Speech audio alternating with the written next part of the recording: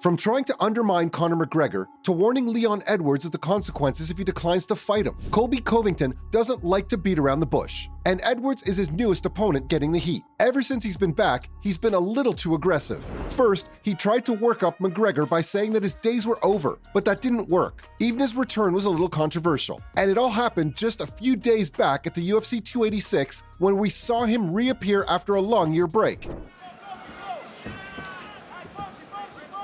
Covington had been going to that spinning stuff a few times tonight. Unexpectedly, there was no prior arrangement in place. A surprise contender materialized, offering to serve as a backup fighter at UFC 286 in the event of any mishaps. That's usually the standard protocol for many high-stakes matches in the UFC, where we've seen card changes even at the last moments.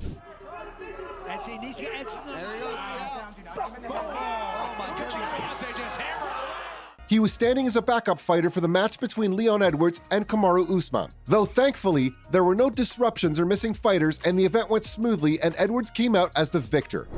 Declaring the winner by knockout.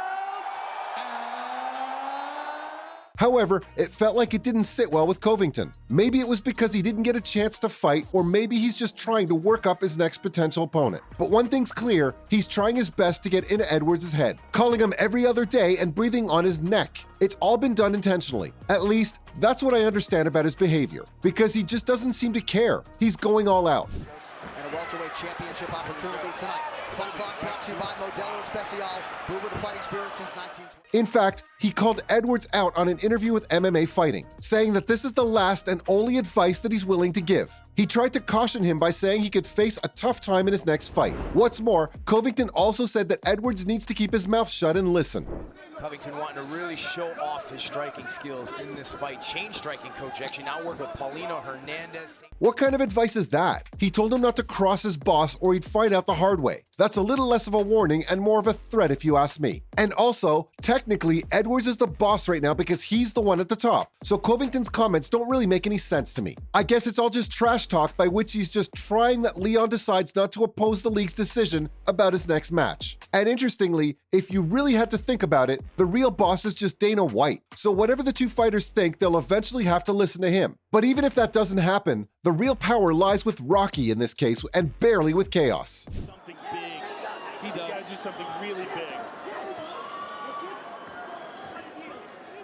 In my opinion, he's just desperate to fight a high-stake match, and that's all. Eventually, he's going to get one, but let's see if it'll be Leon or Conor though. But speaking of Conor, I noticed another thing in Chaos's comments. Now, he criticized Edwards for acting like Conor McGregor and making demands. It seemed to me that Covington held McGregor in high regard, but that contradicts his previous statements about potentially fighting him. The reason he got involved with the idea of facing McGregor is that he plans to move up to the welterweight division, which would put him in Covington's territory. But he didn't hold back in his criticism of McGregor during the post-fight press conference at UFC 286. Despite this, Covington still expressed interest in fighting McGregor. He utilizes both stances, and we've talked about that in previous fights. It seems that Covington's insults toward his opponents and potential opponents are his way of hyping up an event. But there's one thing I still don't understand. Why does Covington seem to be so impatient? I mean, I know Covington isn't just doing this on a whim. He has his reasons, but it's still a little confusing when you think about it. Welterweight, I think it's the right weight class for him, but there's a big gap in those 10 pounds. For example, I'm not entirely sure what Covington means when he says it's best for Edwards to fight him. What does he mean by this? Is he referring to the supposed shame that would come with trying to deny a fighter? Maybe, but it's also got to do with his long absence. It's been a while since we've seen Covington in action, over a year to be exact. Engaged to grapple. Now Colby's got the single, and he's got him down. He disguised it well. He certainly did, Mike. He last fought and dominated Jorge Masvidal at UFC 272, but that didn't end well for either party. Masvidal at the end lost the match and Covington lost his celebration. And that's because it was after this event that Masvidal allegedly attacked Covington at a Miami bar. I'm not sure if that's what kept him out of the picture for so long, but that's the last time he was seen around UFC in any capacity before making a return at UFC 286. Regardless of the reason though, Covington is back and he's looking to make waves in the division. Will Edwards accept his challenge? I don't think so. It's hard. And I think that's a big factor is that he's constantly in this altitude. And constantly in these fights. Yes.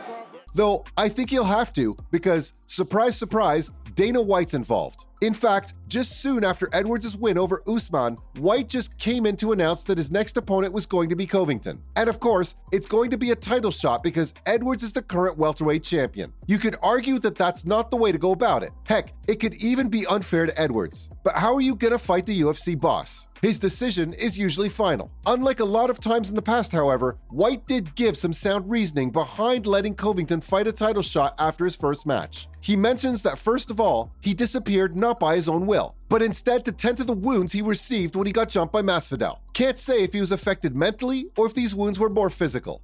Just tremendous cardio after that much wrestling. It's another big takedown here.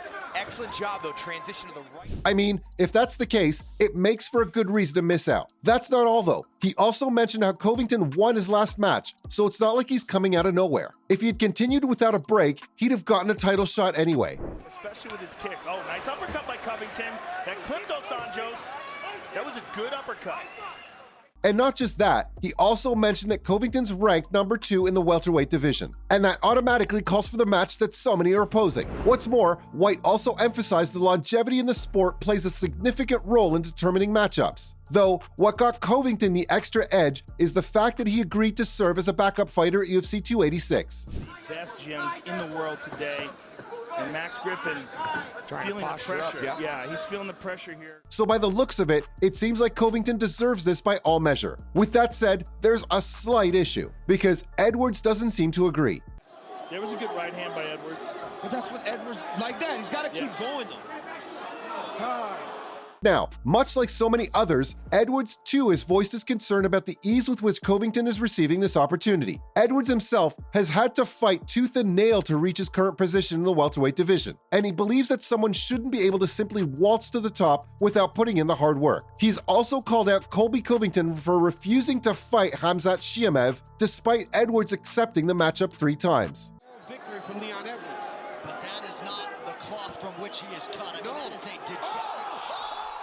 He's also of the view that Covington was granted favorable treatment by White in this regard, and nothing really happened to him. But on the other hand, when he refused, he was removed from the rankings. In addition to that, Edwards also mentioned that in his last 4 matches, he's only won 2, so that should also be taken into consideration. But the accusing doesn't stop there. He even claims that the UFC ranking itself is flawed and not fair, even suggesting the existence of the Dana White privilege within the organization. At first, I thought I was convinced by White's words, but now I'm leaning towards Edwards. Because let's be honest, many other players too have accused the boss of the Dan White privilege. So there's got to be some truth to it. But there you have it. Colby Covington warning Leon Edwards against declining the title fight.